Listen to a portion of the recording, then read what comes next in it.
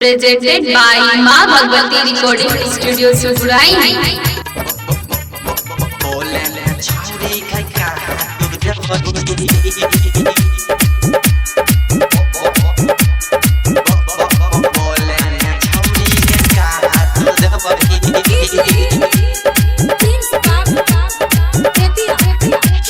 बही की मकई में जई बही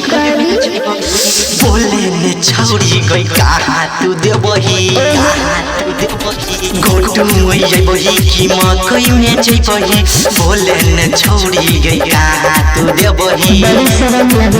तनी सुइया में पैसा दही ने के डोरा तनी सुइया में पैसा दही ने के डोरा चलबो गई छौरी हमें थोड़ा थोड़ा गोटू में बही की मकई में जई बही बोले न छौरी गई कहाँ तू दे बही बोल गए बोले न छौरी गई कहाँ तू दे बही मां भगवती रिकॉर्डिंग स्टूडियो सुगुराई लेबो के माजा भर के पाजा अभी तो छौरी जवनिया तोर ताजा का छौरी सुना गए लेबो के माजा भर के पाजा अभी तो छौरी जवनिया तोर ताजा जाबे ना बिछबै छियै हे गे बोरा लेबो के छौरी हमें थोड़ा थोड़ा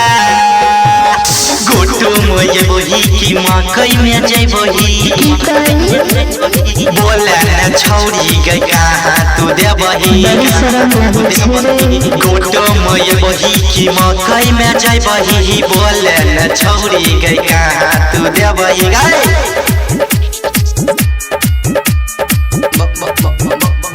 बोले न छौरी गई कहाँ तू दे बही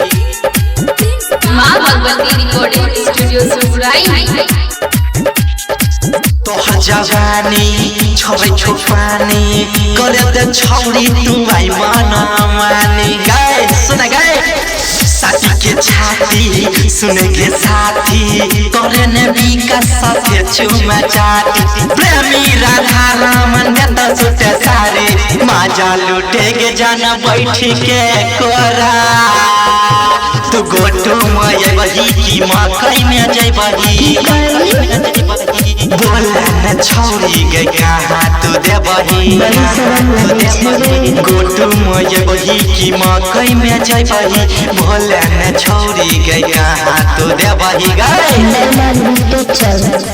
मां भगवती रिकॉर्डिंग स्टूडियो सुगुराई।